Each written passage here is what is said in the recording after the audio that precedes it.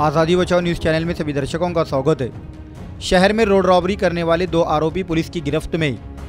दरअसल सोलापुर शहर हैदराबाद रोड चंदन काटे के पास बीते 22 अगस्त 2024 की रात एक ड्राइवर को चाकू दिखाकर मोबाइल व पैसे लूटने की फरियाद MIDC पुलिस थाने में दर्ज हुई थी, जिसके बाद सहायक पुलिस निरीक्षक भारत चंदन शिवे और उनकी टीम ने गुप्त सूचना के आधार पर रूपा भवानी मंदिर के पास रहने वाले 24 साला सूरज उर्फ इकैया खंडू जगताप और गणेश नगर के रहने वाले बाड़िया उर्फ अविनाश शिवाजी चौहान को हिरासत में लेकर पूछताछ करने पर उन्होंने अपना गुनाह कबूला। इस मामले की अधिक जानकारी सहायक पुलिस निरीक्षक भारत चंदन शिवे ने दी है। नमस्कार, मी API भरत चंदन शिव, गुन्हे प्रकटीकरण विभाग MIDC पोलीस ठाणे सोलापूर शहर।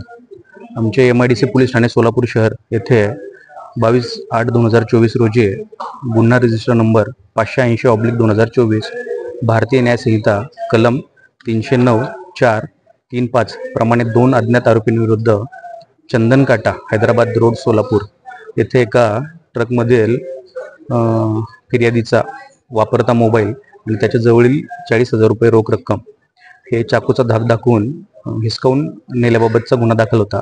त्या अनुषंगाने माननीय पोलीस आयुक्त सो, माननीय पोलीस उपायुक्त सो, तसेच ACP सो, त्याचप्रमाणे आमचे पोलीस ठाण्याचे वरिष्ठ पोलीस निरीक्षक श्री प्रमोद वाघमारे साहेब यांनी दिलेल्या सूचनाप्रमाणे मी तसेच आमच्या गुन्हे प्रकटीकरण विभागाच्या स्टाफसह आम्ही ज्या परिसरात जी घटना घडली चंदनकाटा परिसरात, त्या ठिकाणी कसोशीने आरोपितांचा शोध घेऊन दाखल गुन्ह्यात 2 आरोपींना अटक करण्यात आलेली आहे। पैकी प्रथम आरोपी आहे सूरज उर्फ इकैया खंडू जगताप आणि दुसरा आहे अविनाश उर्फ बाळ्या शिवाजी चव्हाण।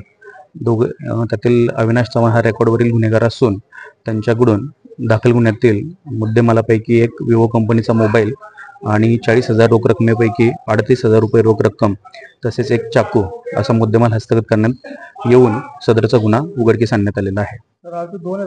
आरोपी 2 आहेत, त्यामधील एक आरोपी सराईत गुन्हेगार आहे।